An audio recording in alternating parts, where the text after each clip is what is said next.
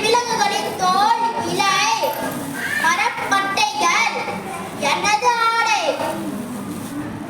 என்னை பற்றி மேலும் அறிய அருங்காட்சியகம் சென்றால் பல அரிய தகவல்